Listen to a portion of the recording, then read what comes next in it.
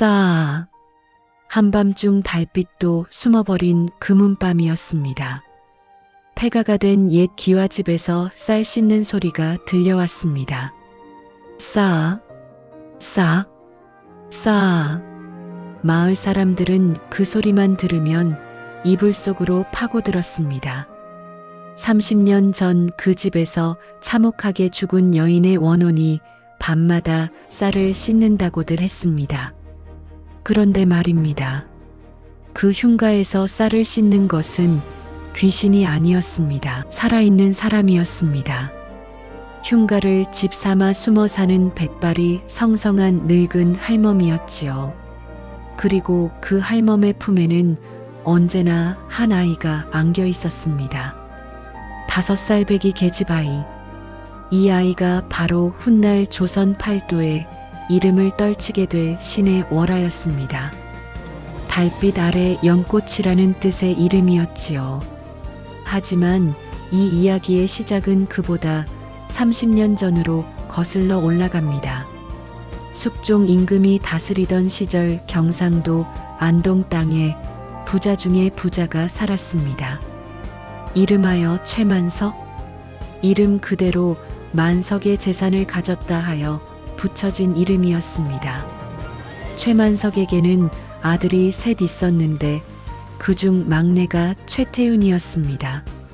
최태윤은 25 나이에 벌써 진사시에 급제하여 앞날이 창창한 청년이었습니다. 게다가 타고난 외모가 출중하여 안동 땅 처녀들이 모두 그를 사위로 삼고 싶어 했지요. 그런데 이 최태윤이 하필이면 말입니다. 자기 집 종년을 사랑하게 되었습니다. 이름은 복순이. 나이 18. 부엌대기로 들어온 지 3년째 되는 해였습니다. 복순이는 천한종의 몸이었지만 얼굴이 보름달처럼 곱고 마음씨가 맑은 샘물 같았습니다. 최태윤은 복순이가 부엌에서 밥을 짓는 모습을, 빨래를 하는 모습을, 우물에서 물을 깃는 모습을 눈이 빠지게 바라보았습니다. 복순아. 어느 봄날 밤이었습니다. 최태윤이 뒷마당 우물가에서 복순이를 불러 세웠습니다. 도련님, 이 밤중에 웬일이십니까? 복순이는 고개를 숙인 채 몸을 떨었습니다. 양반집 도련님이 밤중에 종년을 부르면 무슨 일이 생기는지 그녀도 알고 있었습니다. 무서워하지 마라. 나는 내게 손찌검 말 사람이 아니다. 최태윤의 목소리는 진심이 담겨 있었습니다. 복순아, 나는 너를 사랑한다. 진심으로. 복순이의 눈이 휘둥그레졌습니다. 사랑이라니. 만석군 집 도련님이 진사급제한 귀한 몸이 종년에게 사랑한다니. 도련님, 농담 마십시오. 저는 종년입니다. 도련님과는 하늘과 땅 차이입니다. 하늘과 땅이 무슨 대수냐? 내 마음이 너를 향하는데 신분이 무슨 상관이란 말이냐? 최태윤은 복순이의 손을 꼭 잡았습니다. 나는 반드시 너를 양인으로 풀어주고 내 정식 아내로 맞이할 것이다. 믿어다오. 복순이의 눈에서 눈물이 주르륵 흘러내렸습니다. 이것이 꿈인지 생시인지 분간이 되지 않았습니다. 하지만 도련님의 손은 따뜻했고 그 눈빛은 거짓이 없어 보였습니다. 도련님, 그날 밤 두 사람은 달빛 아래서 영원한 사랑을 맹세했습니다. 그런데 세상에 영원한 비밀은 없는 법이었습니다. 두 사람의 미래가 석 달째 계속되던 어느 날 최만석의 귀에 이 소문이 들어갔습니다. 뭐라고? 태윤이가 종년과 정을 통했다고?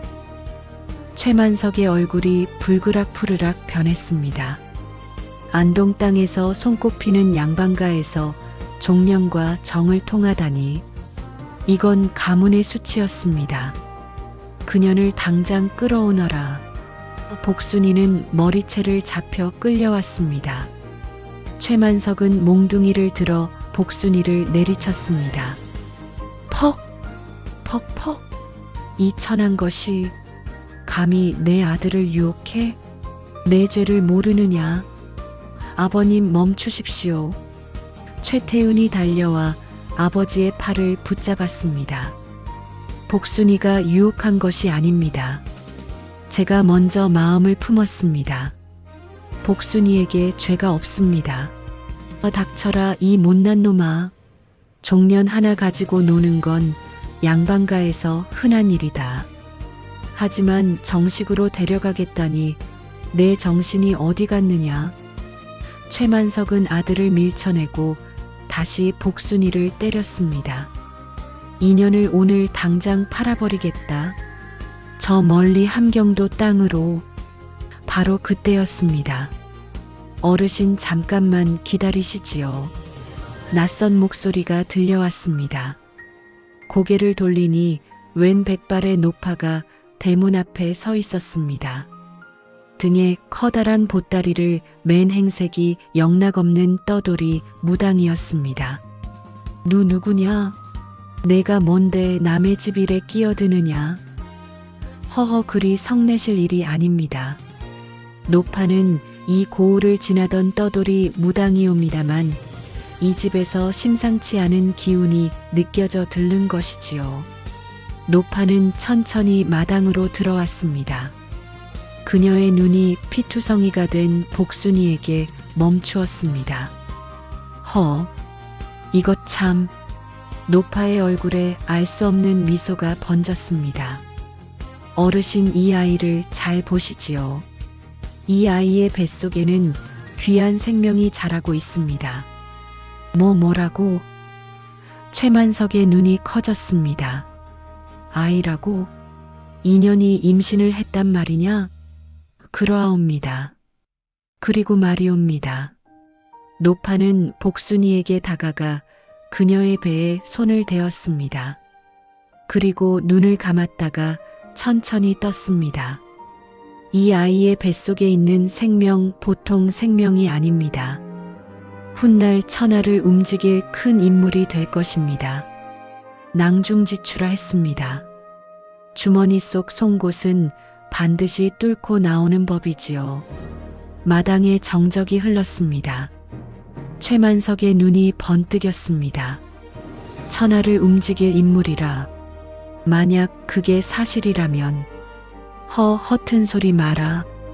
종년의 뱃속에서 무슨 귀한 인물이 나온단 말이냐. 믿거나 말거나 어르신 마음이지요. 하지만 노파의 눈은 한 번도 틀린 적이 없습니다. 이 아이를 죽이시면 어르신 가문에 큰 재앙이 내릴 것이요 살려두시면 후일 어르신 가문을 빛낼 것입니다. 노파는 뒤돌아서며 마지막 말을 남겼습니다. 하늘의 뜻을 거스르지 마시기 바랍니다. 그리고 연기처럼 사라져버렸습니다. 최만석은 밤새 고민했습니다. 그 무당의 말이 자꾸만 귓가에 맴돌았습니다. 천하를 움직일 인물이라. 만약 그게 사실이라면 그 아이가 최씨 가문 소속이라면. 하지만 반대로 생각도 들었습니다. 종년의 자식이 출세한들 무슨 소용인가. 오히려 가문의 수치가 아닌가. 결국 최만석은 결단을 내렸습니다. 이튿날 아침 최만석은 복순이를 불렀습니다. 내 뱃속의 아이는 살려주마. 하지만 조건이 있다. 복순이는 고개를 들었습니다. 온몸이 멍투성이었지만 눈빛만은 살아있었습니다. 내가 낳는 아이가 딸이면 내가 데리고 이 집을 떠나거라. 다시는 이 고을에 발을 들이지 말고.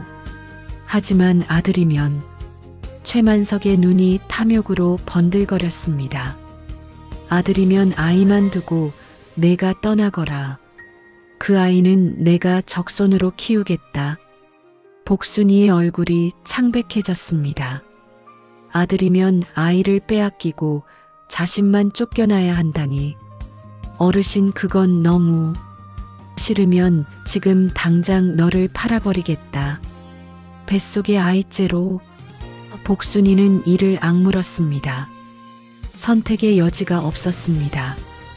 알겠습니다. 어르신 뜻을 따르겠습니다.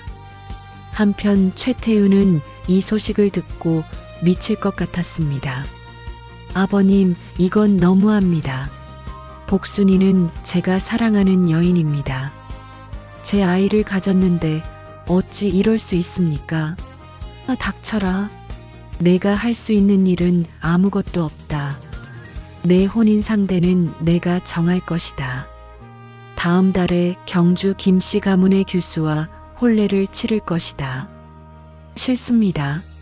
저는 복순이 외에는 아무도. 퍽!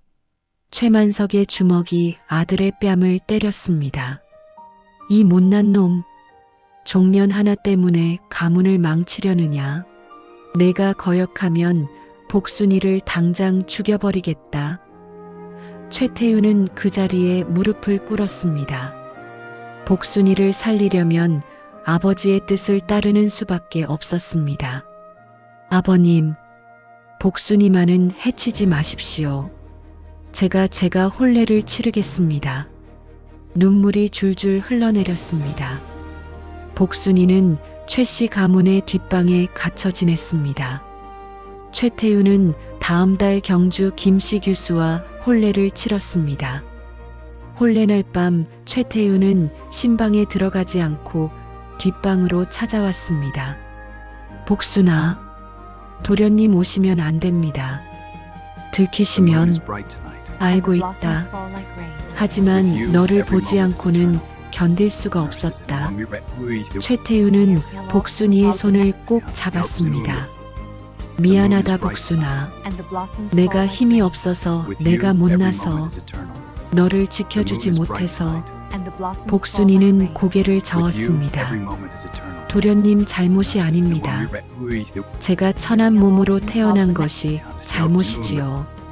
그런 말 마라. 너는 아무 잘못이 없다. 잘못이 있다면 이 세상이 잘못된 것이다. 두 사람은 서로 끌어안고 울었습니다.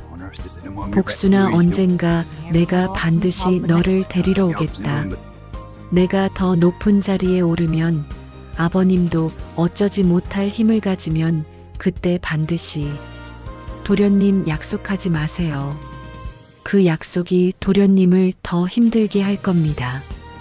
복순이는 최태훈의 눈물을 닦아주었습니다. 저는 도련님의 마음만으로도 충분합니다. 그 마음 하나로 이 아이를 키우겠습니다. 9달이 지났습니다. 복순이의 산딸이 가까워지자 최만석은 그녀를 외딴 움막으로 옮겼습니다. 아들이든 딸이든 소문이 나면 곤란했기 때문이었습니다. 그리고 드디어 아이가 태어났습니다. 응애, 응애. 산파가 갓 태어난 아기를 받아들었습니다. 딸입니다. 예쁜 딸이에요. 복순이의 얼굴에 안도의 빛이 스쳤습니다. 딸이라면 이 아이를 데리고 떠날 수 있습니다. 하지만 그 순간 문이 벌컥 열렸습니다. 최만석이 들어섰습니다. 그의 뒤에는 낯선 사내들이 서 있었습니다. 딸이라고? 쓸모없는 계집이로군. 최만석은 차갑게 내뱉었습니다. 복순아, 약속대로 너는 이 아이를 데리고 떠나거라.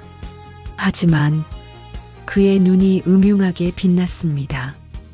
그 무당의 말이 맞다면 딸이라 해도 귀한 팔자일 게다. 내 이 아이의 행방을 알아두어야겠다. 복순이의 얼굴이 창백해졌습니다. 어르신, 약속하셨습니다. 딸이면 제가 데리고 떠나기로. 떠나는 건 좋다. 하지만 어디로 가는지는 내가 알아야겠다. 만약 이 계집이 자라서 정말 귀하게 되면 그때 가서 데려와야 하지 않겠느냐. 아니면 내 후처로 삼아도 어르신, 조용히 해라. 이 사내들이 너를 미행할 것이다.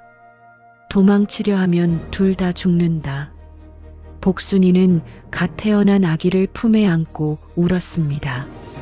이렇게 되면 어디로 도망쳐도 소용이 없었습니다. 복순이는 아이를 안고 최씨 가문을 떠났습니다.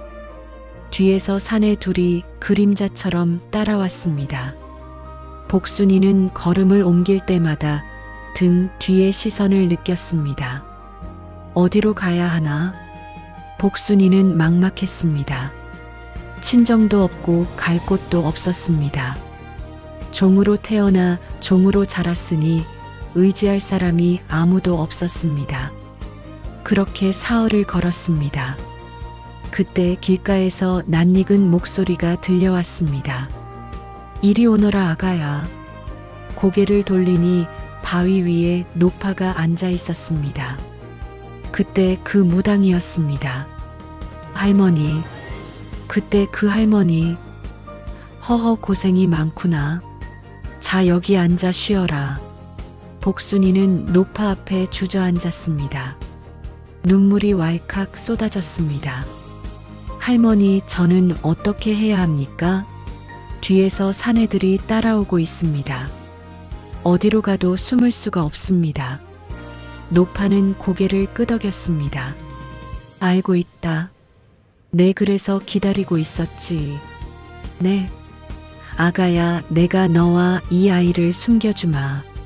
최씨 가문이 눈이 닿지 않는 곳으로. 노파는 품에서 작은 주머니를 꺼냈습니다. 이 안에 수면초가 들어있다. 오늘 밤 뒤따르는 사내들이 잠든 틈에 이것을 그들의 코앞에 대거라. 깊은 잠에 빠질 것이다. 하지만 그래도 결국은 찾아내지 않겠습니까? 내가 방법이 있다. 이 고을에서 20리 떨어진 곳에 흉가가 하나 있다. 30년 전에 참혹한 살인이 있었던 집이지. 사람들은 귀신이 나온다 하여 아무도 가지 않는다. 노파의 눈이 반짝였습니다. 그곳에 숨어 살아라. 밤마다 쌀을 씻는 소리를 내거라. 사람들이 귀신이라 믿게 되면 아무도 그 집에 가까이 가지 않을 것이다. 쌀 씻는 소리요? 그래. 그 집에서 죽은 여인이 밤마다 쌀을 씻었다는 이야기가 있거든. 내가 그 소리를 내면 사람들은 귀신이 진짜로 있다 믿을 것이다. 그러면 아무도 너를 찾아오지 않겠지. 복순이의 눈에 희망이 깃들었습니다. 정말 그렇게 하면 숨을 수 있을까요? 그래. 단 조심해야 할 것이 있다. 노파의 얼굴이 갑자기 엄숙해졌습니다. 이 아이의 운명은 순탄치 않을 것이다. 하늘이 내린 재주는 반드시 시련을 동반하는 법이니까. 이 아이가 15이 될 때까지는 절대로 세상에 나가서는 안 된다. 그 전에 나가면 목숨이 위태로울 것이다. 15까지요? 그래. 그때가 되면 이 아이 스스로 제 길을 찾을 것이다. 그때까지는 내가 잘 지켜주어야 한다. 복순이는 품 안의 아기를 내려다보았습니다. 새근새근 잠든 아기의 얼굴이 달빛에 비쳐 유난히 고왔습니다.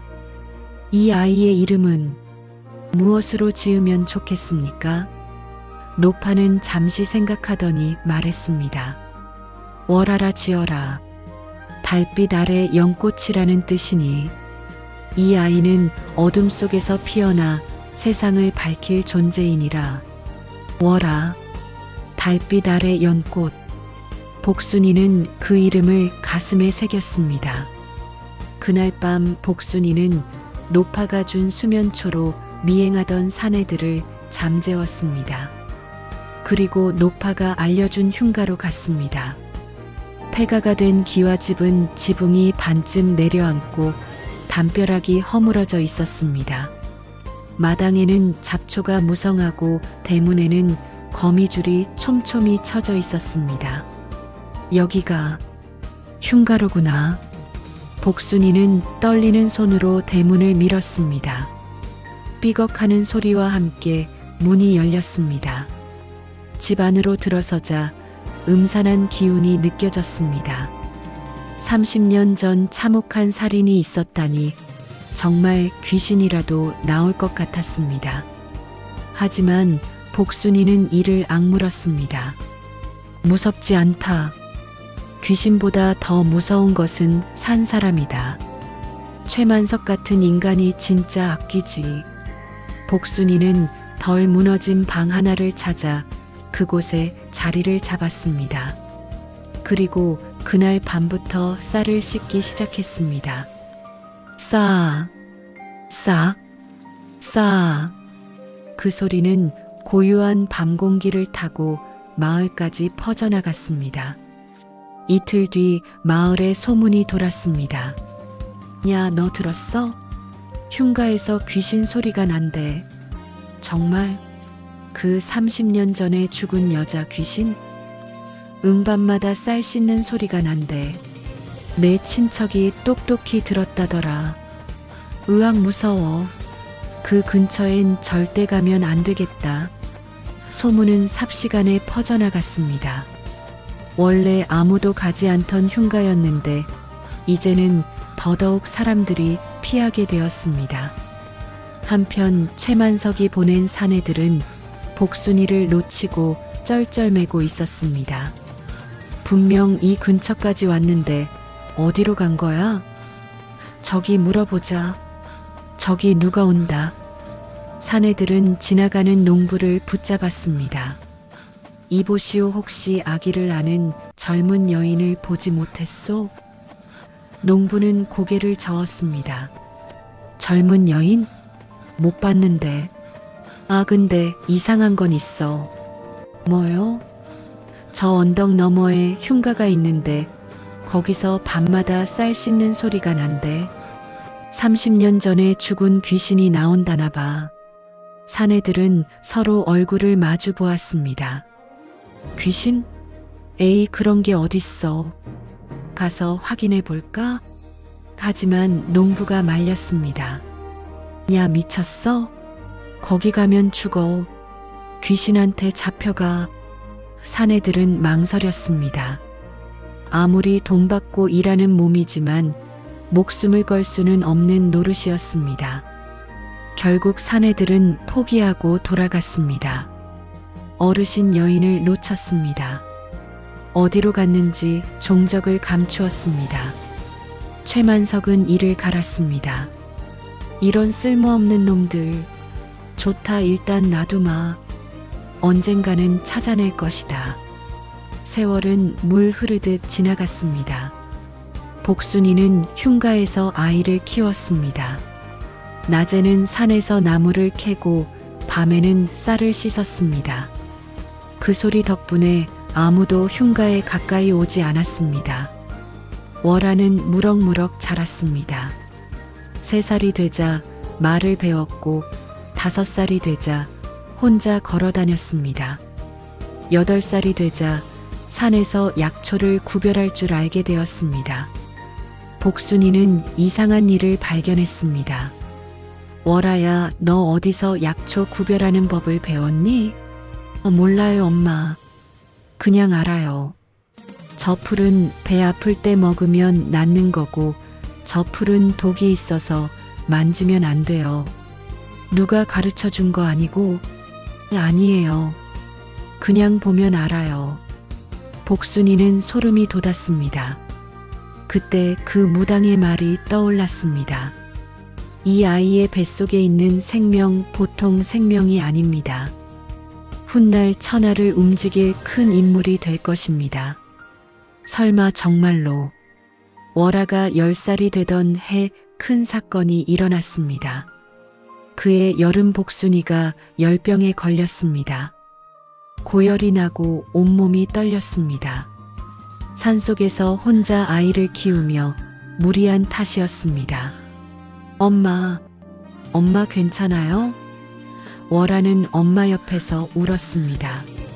월아야, 괜찮다. 조금 쉬면. 하지만 복순이의 상태는 나빠지기만 했습니다. 사흘이 지나자 의식도 희미해졌습니다. 엄마 안 돼. 엄마. 월아는 눈물을 닦았습니다. 그리고 결심했습니다. 내가 엄마를 살려야 해. 월아는 집을 나섰습니다. 산을 넘고 계곡을 건넜습니다. 어디로 가야 하는지는 몰랐지만 발걸음이 저절로 움직였습니다. 그리고 어느 깊은 계곡에서 멈추었습니다. 여기다. 여기에 엄마를 살릴 약초가 있어. 월아는 바위 틈 사이에서 풀을 캤습니다. 뿌리가 하얗고 잎이 붉은 이상한 풀이었습니다. 이건 백운초? 이걸 다려 먹이면 엄마가 나을 거야. 월아는 약초를 품에 안고 집으로 돌아왔습니다. 그리고 그 약초를 다려 복순이에게 먹였습니다. 놀랍게도 하룻밤 만에 복순이의 열이 내렸습니다. 이틀째에는 의식을 회복했고 사흘째에는 일어나 앉을 수 있었습니다. 월아야, 내가 나를 살렸구나. 엄마가 살아서 다행이야. 복순이는 딸을 꼭 끌어안았습니다. 눈물이 왈칵 쏟아졌습니다. 내 딸 정말 대단한 아이구나. 너는 하늘이 내려준 아이가 틀림없어. 하지만 문제가 생겼습니다. 월아가 약초를 구하러 산을 헤맬 때 마을 사람 하나가 그녀를 보았습니다. 엥? 저건 뭐지? 아이가 산에서 내려오네. 그 사람은 몰래 뒤를 밟았습니다. 그리고 월아가 흉가로 들어가는 것을 목격했습니다. 뭐야, 흉가에 사람이 살아? 귀신이 아니라 사람이었어? 그 사람은 마을로 돌아가 이 사실을 퍼뜨렸습니다. 야, 들어봐. 흉가에 귀신이 아니라 사람이 살아. 어머, 그 쌀 씻는 소리 내는 게 사람이었어? 응, 어린아이도 있대. 소문은 금세 퍼져나갔습니다. 그리고 이 소문은 결국 최만석의 귀에까지 들어갔습니다. 최만석은 이제 70이 넘은 노인이 되어 있었습니다. 하지만 탐욕만은 여전했습니다. 뭐라고? 흉가에 여자와 아이가 살고 있다고? 예, 어르신. 10여 년 전에 사라진 그 종령 같다고 합니다. 최만석의 눈이 번쩍 빛났습니다. 복순이가 거기에 숨어 있었단 말이냐? 그리고 그 아이도? 그렇습니다. 최만석은 손으로 무릎을 쳤습니다. 좋았어. 이제야 찾았구나. 그 아이가 얼마나 컸을지. 10살쯤 되었겠군. 내 그 아이를 데려와야겠다. 어르신, 그런데 큰 도련님께서 태영이가 뭘? 가주 자리를 물려받으시면서 그 일은 신경 쓰지 말라고 하셨습니다. 최만석은 이를 갈았습니다. 큰아들 최태영이 집안의 실권을 잡은 뒤로 자신의 말은 잘 통하지 않았습니다. 흥태영이 녀석? 하지만 이번만큼은 내 뜻대로 하겠다. 당장 사람을 보내 그년들을 잡아오너라. 그날 밤 최씨 가문에서 보낸 하인들이 흉가를 에워쌌습니다. 누구냐? 복순이가 소리쳤습니다. 복순이 드디어 찾았구나. 횃불 속에서 익숙한 얼굴이 나타났습니다. 최만석의 신복 박노인이었습니다. 어르신 명이다. 너와 그 아이를 데려오라 하셨다. 순순히 따라오면 해치지 않겠다. 싫습니다. 저와 월아는 절대로 그 집에 가지 않겠습니다. 복순이는 월아를 품에 꼭 끌어안았습니다. 거부할 수 있을 것 같으냐? 끌어내라. 하인들이 달려들었습니다. 안 돼. 엄마. 월아야, 도망쳐. 복순이는 월아를 밀어냈습니다. 하지만 하인들이 두 사람을 붙잡았습니다. 인연들 순순히 따라오지 못할까? 바로 그때였습니다. 거기 멈추시오. 우렁찬 목소리가 울려 퍼졌습니다. 모두의 시선이 그쪽으로 쏠렸습니다. 달빛 아래 백마를 탄 젊은 관리가 나타났습니다. 관복을 입은 모습이 범상치 않아 보였습니다. 그 뒤에는 무장한 군사 수십 명이 따르고 있었습니다. 누구냐?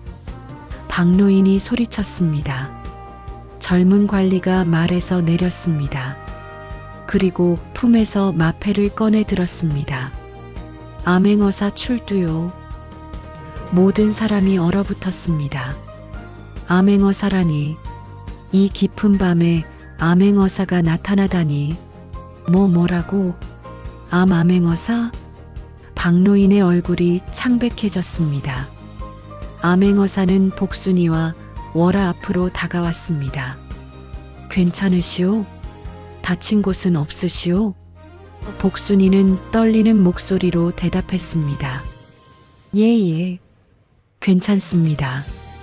암행어사는 고개를 끄덕이더니 박노인을 향해 돌아섰습니다. 너희는 지금 양민을 불법으로 잡아가려 했다. 그 죄가 가볍지 않다. 암행어사 나으리. 오해입니다. 이 여인은 우리 집 종이었습니다. 도망친 종을 잡아오는 것뿐입니다. 종? 이 여인의 종문서가 있느냐? 그것은... 박노인은 말문이 막혔습니다. 복순이는 최 씨 집에서 쫓겨날 때 종문서를 받지 못했습니다. 아니, 애초에 최만석이 복순이를 쫓아낼 때 종의 신분에서 풀어준다고 했었습니다. 종문서가 없다면 이 여인은 양인이다. 양인을 강제로 잡아가는 것은 명백한 범죄다. 암행어사의 눈이 서리빨처럼 차가웠습니다. 너희 모두 당장 물러가라. 그렇지 않으면 관에 회부하겠다. 박노인은 이를 갈았습니다. 하지만 암행어사 앞에서 대들 수는 없었습니다. 이번은 물러나겠습니다. 하지만 이 일은 끝나지 않았습니다. 박노인과 하인들은 허겁지겁 돌아갔습니다. 복순이는 바닥에 주저앉아 울었습니다. 감사합니다, 나으리. 암행어사가 복순이를 일으켜 세웠습니다. 울지 마시오. 괜찮습니다. 그때 월아가 암행어사를 올려다보았습니다. 아저씨, 고마워요. 암행어사는 미소를 지었습니다. 그리고 월아의 머리를 쓰다듬었습니다. 예쁜 아이로구나. 이름이 뭐니? 월아예요. 달빛 아래 연꽃이라는 뜻이에요. 월아, 좋은 이름이구나. 암행어사는 복순이를 돌아보았습니다. 이곳은 더 이상 안전하지 않습니다. 최 씨 가문이 다시 찾아올 것입니다. 알고 있습니다만 저희가 갈 곳이 없습니다. 암행어사는 잠시 생각하더니 말했습니다. 내가 아는 곳이 있습니다. 이 고을에서 30리 떨어진 산속에 은둔에 사시는 분이 계십니다. 청운 선생이라 불리는 분인데 옛날 어의를 지내셨던 분입니다. 모함을 받아 낙향하셨지요. 그분께 의탁하시면 안전할 것입니다. 옛 어의요? 예. 선생님은 의술이 뛰어나실 뿐 아니라 마음씨도 따뜻하신 분입니다. 분명 두 분을 받아주실 것입니다. 복순이의 눈에 희망이 깃들었습니다. 정말 그럴 수 있겠습니까? 제가 직접 안내해 드리겠습니다. 암행어사는 복순이와 월아를 데리고 밤길을 떠났습니다. 산길을 걷는 동안 암행어사는 자신의 이야기를 들려주었습니다. 청운 선생님은 30년 전 궁에서 어의로 계셨습니다. 하지만 당시 권세가 하늘을 찌르던 대신에게 미움을 사서 모함을 받았지요. 그 대신이 선생님을 역적으로 몰았습니다. 그런 억울한 일이. 예. 하지만 선생님은 증거 불충분으로 사형은 면하셨고 대신 관직을 빼앗기고 이 산속으로 쫓겨나셨습니다. 그 후로 30년 동안 이곳에서 은둔하고 계십니다.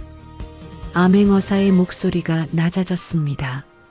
사실 청운 선생님은 저의 스승이십니다. 나으리의 스승님이시라고요? 예. 저는 어렸을 때 부모를 여의고 떠돌다가 선생님께 거두어졌습니다. 선생님께서 저를 가르쳐 주셨고 과거에 합격할 수 있도록 도와주셨지요. 저의 오늘이 있는 것은 모두 선생님 덕분입니다. 월아가 물었습니다. 아저씨 이름은 뭐예요? 내 이름은 서준이다. 서준 아저씨 고마워요. 서준은 월아를 보며 미소 지었습니다. 천만에. 사실 내가 오늘 이곳에 온 것도 우연이 아니다. 우연이 아니라고요? 어젯밤 꿈에 돌아가신 어머니가 나타나셨다. 내일 동쪽 마을 근처 흉가로 가거라. 내가 도와야 할 사람이 있다고 하셨지. 복순이의 눈이 커졌습니다. 어머니께서 꿈에서. 그래서 혹시나 하는 마음에 이곳으로 왔는데 정말 두 분이 위험에 처해 계셨더군요. 복순이는 하늘을 올려다보았습니다. 눈물이 흘러내렸습니다. 하늘이 저희를 버리지 않으셨습니다. 동이틀 무렵 일행은 깊은 산속 초막에 도착했습니다. 스승님 서준이 왔습니다. 문이 열리고 백발의 노인이 나타났습니다. 맑고 온화한 눈빛이 인상적이었습니다. 서준아, 이 밤중에 무슨 일이냐? 스승님, 도움이 필요한 분들을 모시고 왔습니다. 청운 선생의 시선이 복순이와 월아에게 향했습니다. 특히 월아를 보는 순간 청운 선생의 표정이 미묘하게 변했습니다. 청운 선생은 천천히 월아에게 다가왔습니다. 그리고 아이의 얼굴을 자세히 들여다보았습니다. 이 아이, 대단한 아이로구나. 예. 눈빛에 천기가 서려 있어. 이 아이는 타고난 의제로군. 병을 보는 눈약을 아는 능력이 천부적으로 있는 아이야. 복순이가 놀라서 물었습니다. 선생님, 그게 정말입니까? 그래. 내가 50년 넘게 의술을 연마했지만 이런 아이는 처음 보네. 이 아이가 제대로 배우기만 한다면 훗날 천하의 신이가 될 것이야. 청운 선생은 무릎을 꿇어 월아와 눈높이를 맞추었습니다. 아가야, 내게 의술을 배워보지 않겠느냐? 월아는 고개를 끄덕였습니다. 예, 할아버지. 저는 아픈 사람을 고치고 싶어요. 엄마처럼 아픈 사람들을 다 고쳐주고 싶어요. 청운 선생의 얼굴에 감동의 빛이 스쳤습니다. 좋구나. 아주 좋아.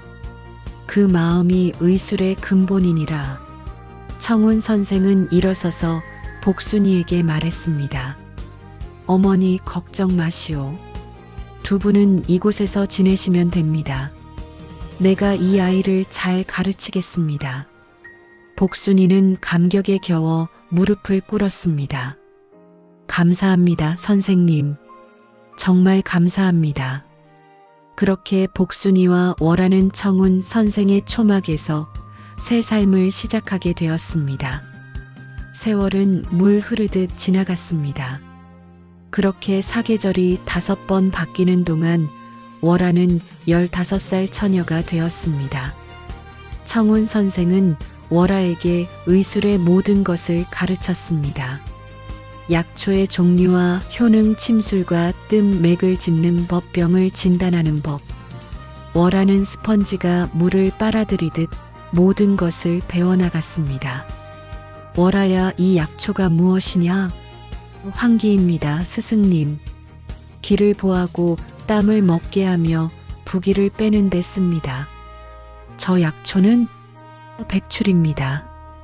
비위를 튼튼하게 하고 습을 없애며 땀을 먹게 합니다. 좋다. 그럼 약을 조제할 때 가장 중요한 것이 무엇이냐? 상생과 상극입니다. 약재들의 궁합을 알아야 합니다. 잘못 쓰면 약이 독이 됩니다. 청운 선생은 감탄을 연발했습니다. 내가 10년 배운 것을 이 아이는 1년에 배우는구나. 참으로 하늘이 내린 재주로다. 어느 날 청운 선생이 월아를 불렀습니다. 월아야, 이리 오너라. 예, 스승님. 월아가 다가와 앉았습니다. 내가 내게 온 지 5년이 되었구나. 예, 스승님. 오늘 내 너에게 할 말이 있다. 청운 선생의 표정이 진지해졌습니다. 월아야, 의술을 익히는 것은 사람을 살리기 위함이다. 하지만 세상에는 의술만으로는 살릴 수 없는 것이 있느니라. 그것이 무엇입니까, 스승님? 바로 마음이다. 청운 선생은 월아의 손을 잡았습니다. 아무리 뛰어난 의술도 환자가 살고자 하는 의지가 없으면 소용이 없다. 그리고 의원이 환자를 진심으로 아끼지 않으면 그 의술은 기술에 불과하지. 진정한 의술은 환자의 마음까지 어루만지는 것이니라. 월아는 깊이 고개를 숙였습니다. 명심하겠습니다, 스승님. 그리고 하나 더. 청운 선생의 눈이 깊어졌습니다. 내가 훗날 세상에 나가면 너를 시기하는 자들이 많을 것이다. 특히 여자의 몸으로 의술을 펼친다는 것은 쉬운 일이 아니야. 하지만 기억하거라. 원망으로 대하지 말고 자비로 대하라. 복수는 하늘이 한다. 내가 할 일은 더 많은 사람을 살리는 것이다. 예, 스승님. 마음에 새기겠습니다. 하지만 평화로운 시간은 오래가지 않았습니다. 월아가 15이 되던 해 겨울 청운 선생이 쓰러졌습니다. 스승님. 월아가 달려가 맥을 짚었습니다. 맥이 극히 약하고 불규칙했습니다. 스승님, 이건. 알고 있다, 월아야. 청운 선생은 힘겹게 미소 지었습니다. 나도 의원이니까. 4명이 다해가고 있다는 것을 안다. 안 됩니다, 스승님. 제가 약을 지어드리겠습니다. 침을 놓겠습니다. 소용없다, 아가야. 이건 병이 아니라 수명이야. 내 나이 80이다. 충분히 살았어. 청운 선생은 월아의 손을 꼭 잡았습니다. 월아야, 너는 내가 평생 기다리던 제자였다. 너를 가르칠 수 있어서 행복했다. 스승님. 월아의 눈에서 눈물이 쏟아졌습니다. 내가 너에게 남길 것이 있다. 청운 선생은 베개 밑에서 낡은 책 한 권을 꺼냈습니다. 이것은 내가 평생 연구한 의술의 정수를 담은 책이다. 이름하여 청운이방. 여기에는 세상에 알려지지 않은 비방들이 담겨 있다. 이것을 내게 물려주마. 스승님. 그리고 이것도. 청운 선생은 작은 은장도를 꺼냈습니다. 이 은장도는 궁에서 어의로 일할 때 받은 것이다. 이것을 가지고 있으면 언젠가 도움이 될 것이다. 월아는 책과 은장도를 받아 가슴에 품었습니다.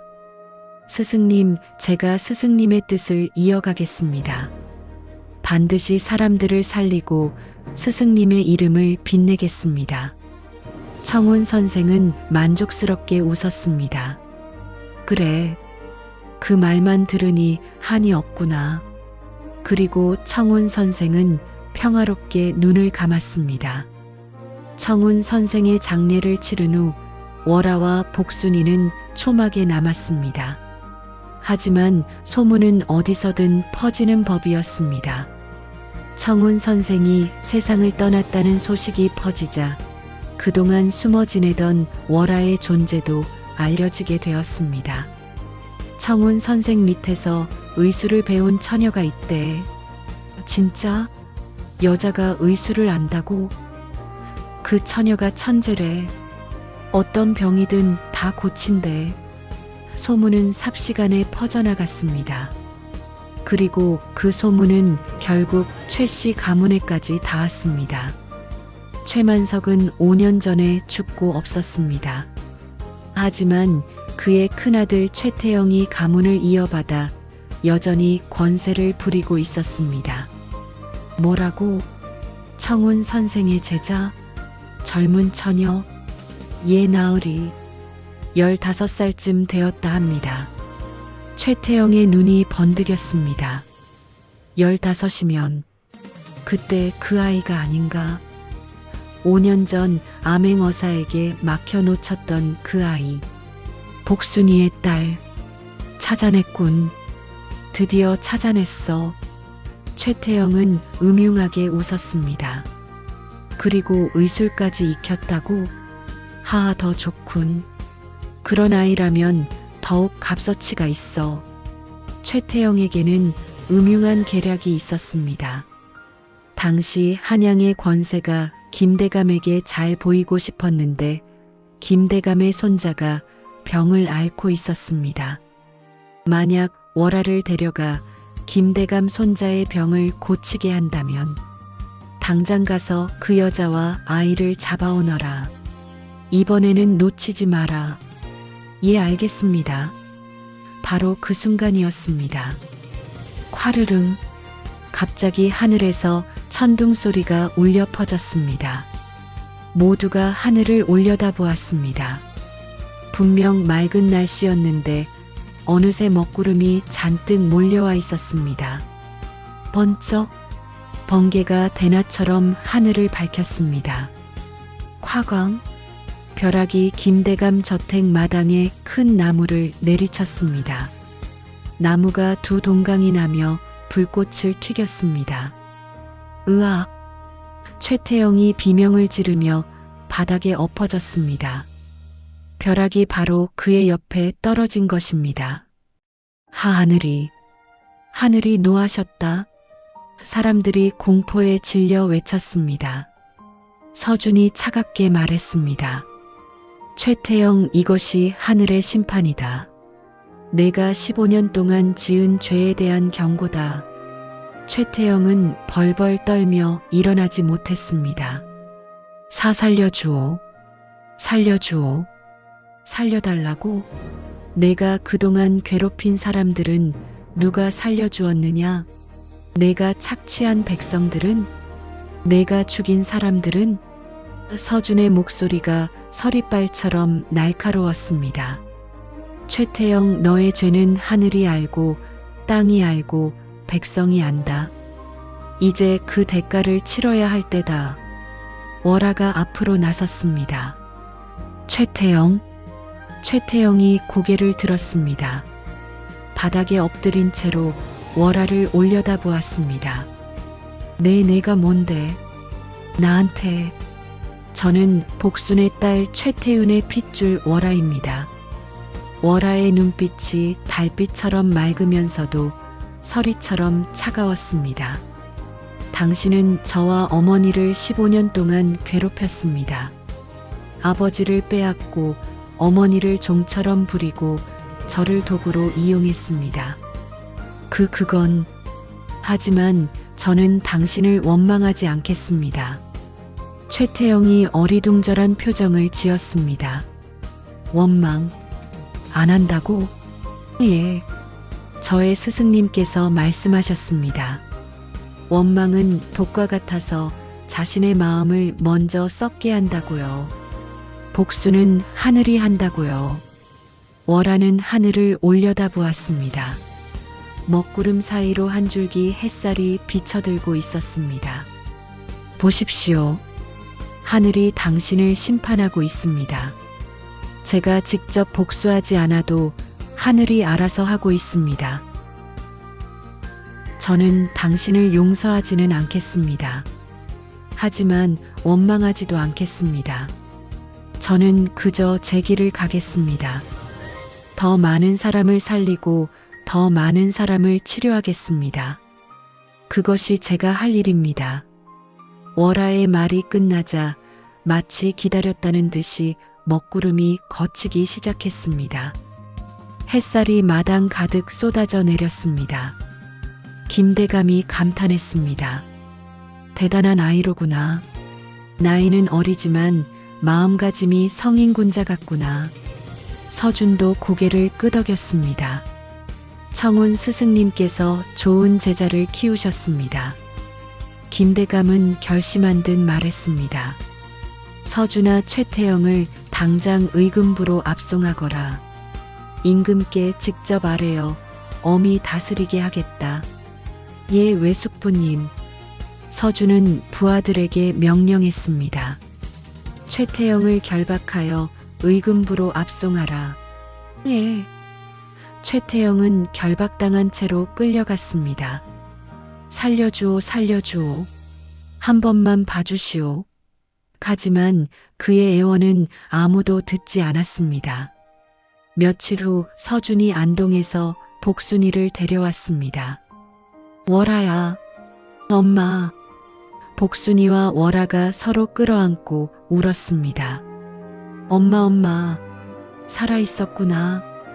월아야, 내 딸, 무사하구나. 15년간의 세월이 응어리져 있던 슬픔이 눈물이 되어 쏟아졌습니다. 김대감도 서준도 모든 사람들이 눈시울을 붉혔습니다. 복순이가 월아의 얼굴을 어루만졌습니다. 내 딸 이렇게 훌륭하게 컸구나. 엄마는 정말 자랑스럽다. 엄마, 이제 다 끝났어요.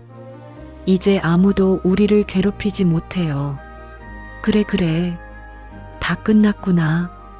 두 모녀는 한참을 끌어안고 울었습니다. 최태영의 재판이 열렸습니다. 죄목은 헤아릴 수 없이 많았습니다. 양민 착취 뇌물수수 문서 위조살인 은폐종 학대 부당감금. 의금부에서 조사한 결과 최태영이 지난 20년 동안 저지른 악행이 낱낱이 밝혀졌습니다. 최태영에게 차명을 내린다.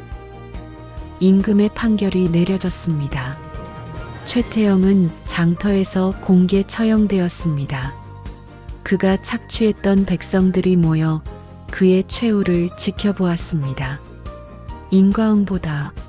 악인은 결국 벌을 받는 법이야. 하늘이 무심치 않구나.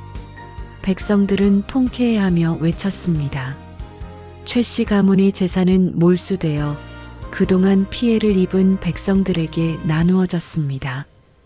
그리고 복순이는 공식적으로 양인 신분을 인정받았습니다.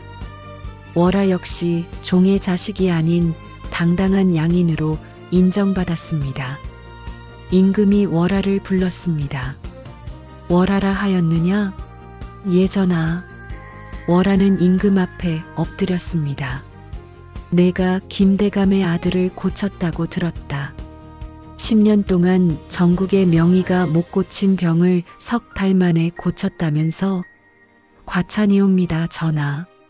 저는 스승님께 배운 대로 했을 뿐입니다. 겸손하기까지 하구나. 내 듣자 하니 내 스승이 청운 선생이라 하던데? 예, 전하. 임금의 표정이 복잡해졌습니다. 청운 선생. 30년 전 억울하게 모함을 받아 쫓겨난 분이지. 그분이 살아계셨다면 내가 사과드리고 싶었는데 전하, 스승님께서는 이미 돌아가셨습니다. 하지만 스승님께서는 전하를 원망하지 않으셨습니다. 오히려 언젠가 밝은 세상이 올 것이라 믿으셨습니다. 임금의 눈에 눈물이 고였습니다. 그분다운 말씀이구나. 내가 그분께 큰 빚을 졌는데 이제 와서 갚을 길이 없구나. 전하, 스승님께서 남기신 말씀이 있습니다. 무엇이냐? 백성을 살피는 것이 임금의 도리라 하셨습니다. 전하께서 백성을 아끼시면 그것이 곧 스승님께 갚는 것이라 생각합니다. 임금이 고개를 끄덕였습니다. 옳은 말이다. 내 명심하마. 임금은 잠시 생각하다가 말했습니다. 월하야, 내가 너에게 벼슬을 내리고 싶다. 전하, 내 의원에서 일하지 않겠느냐? 내 의술로 백성들을 살려다오. 월하의 눈이 휘둥그레졌습니다. 전하, 저는 여자입니다. 여자가 관직에 오르는 것은 전례가 없사옵니다. 전례가 없으면 만들면 되느니라. 내 의술은 남자 의원 100명보다 낫다. 신분과 성별이 무슨 상관이냐? 실력이 있으면 그만이지. 임금의 말에 조정 대신들이 술렁였습니다. 하지만 감히 반대하는 사람은 없었습니다. 월하야, 내가 너를 내 의원 의녀 어른으로 임명하노라. 앞으로 궁의 여인들과 백성들을 치료하거라. 성성은이 망극하옵니다, 전하. 월하는 깊이 엎드려 절했습니다. 그렇게 월하는 조선 역사상 최초의 여성 고위 의관이 되었습니다. 내의원 의녀 어른. 전례 없는 직책이었지만 월하의 실력 앞에서는 아무도 이의를 제기하지 못했습니다. 월하는 궁에서 왕비와 공주들을 치료했습니다. 그리고 틈틈이 궁 밖으로 나가 가난한 백성들도 돌보았습니다. 돈이 없는 사람에게는 무료로 치료해 주었고 약이 없는 사람에게는 직접 약초를 캐다 주었습니다. 월하 명의께서 오셨다. 신혜님, 제 아이 좀 봐주세요. 고맙습니다. 고맙습니다. 백성들은 월하를 신이라 부르며 존경했습니다. 어느 날 월하가 어머니 복순을 모시고 안동 땅을 찾았습니다. 금이환향이었습니다. 월하 명의께서 고향에 오셨대. 천하의 신이가 우리 고을 출신이래. 마을 사람들이 모여들었습니다. 월하는 먼저 그 흉가를 찾아갔습니다.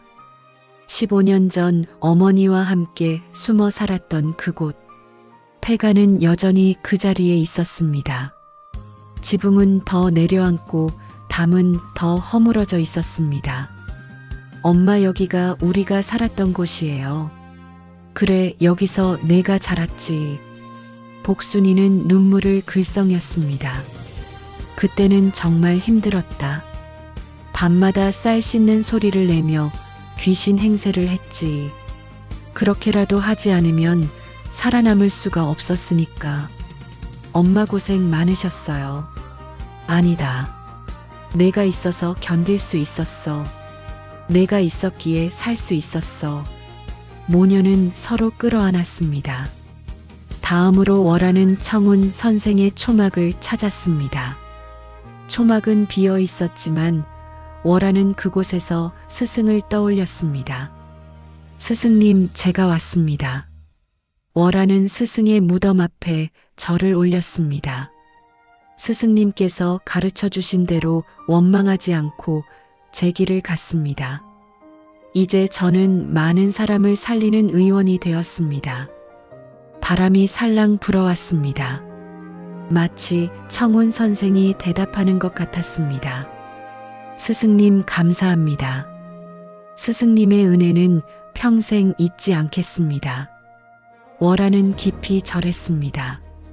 그때 뒤에서 발자국 소리가 들렸습니다. 고개를 돌리니 서준이 서 있었습니다. 서준 아저씨. 서준 아저씨는 무슨. 이제 나도 30이 넘었는데. 서준이 웃으며 다가왔습니다. 스승님 무덤에 왔구나. 예. 아저씨도요? 그래. 나도 스승님께 인사드리러 왔다. 서준도 청운 선생의 무덤 앞에 절을 올렸습니다. 스승님, 서준이 왔습니다. 스승님 덕분에 저도 월하도 잘 살고 있습니다. 두 사람은 나란히 무덤 앞에 섰습니다. 서준이 말했습니다. 월아야, 스승님께서 살아계셨다면 정말 기뻐하셨을 거야. 예, 저도 그렇게 생각해요. 너는 스승님의 가르침을 정말 잘 따랐어. 원망하지 않고 자비로 대하라는 말씀을. 월아는 미소 지었습니다. 스승님께서 늘 말씀하셨잖아요. 복수는 하늘이 한다고. 내가 할 일은 더 많은 사람을 살리는 것이라고. 그래. 그 말씀이 너를 여기까지 이끌었구나. 서준은 월아를 바라보았습니다. 월아야, 앞으로도 많은 사람을 살려다오. 그것이 스승님께 보답하는 길이야. 예, 그렇게 하겠습니다. 그때 하늘에서 무지개가 떴습니다. 아름다운 7색깔 무지개가 산등성이를 가로질러 펼쳐졌습니다. 와, 무지개다. 정말 예쁘다. 마을 사람들이 환호했습니다. 월아는 무지개를 바라보며 생각했습니다. 스승님, 이것이 스승님의 축복인가요? 바람이 다시 살랑 불어왔습니다. 따뜻하고 포근한 바람이었습니다. 월아는 미소 지었습니다. 감사합니다, 스승님. 저는 앞으로도 스승님의 가르침을 따르겠습니다. 세월이 흘러 월아는 30이 되었습니다. 그녀는 조선 최고의 명의로 이름을 떨쳤습니다. 궁에서도 민간에서도 모든 사람들이 월아를 존경했습니다. 월아는 서준과 혼인하여 행복한 가정을 이루었습니다. 두 사람 사이에서 아들 하나, 딸 하나가 태어났습니다. 아들은 아버지를 닮아 문관이 되었고, 딸은 어머니를 닮아 의녀가 되었습니다. 복순이는 딸의 집에서 손자, 손녀들과 함께 행복하게 살았습니다. 60이 넘어서도 건강하게 지냈습니다. 엄마 행복하세요? 그럼 이보다 더 행복할 수 있겠니? 복순이는 손녀를 안으며 웃었습니다. 월아야, 내 덕분이다. 내가 아니었으면 나는 진작 죽었을 거야. 엄마가 저를 낳아주셨잖아요. 엄마가 저를 키워주셨잖아요. 제가 오히려 감사해요. 모녀는 서로 끌어안았습니다. 어느 날 월아의 꿈에 청운 선생이 나타났습니다. 스승님, 월아야 잘 지내느냐? 예, 스승님. 스승님 가르침대로 살고 있습니다.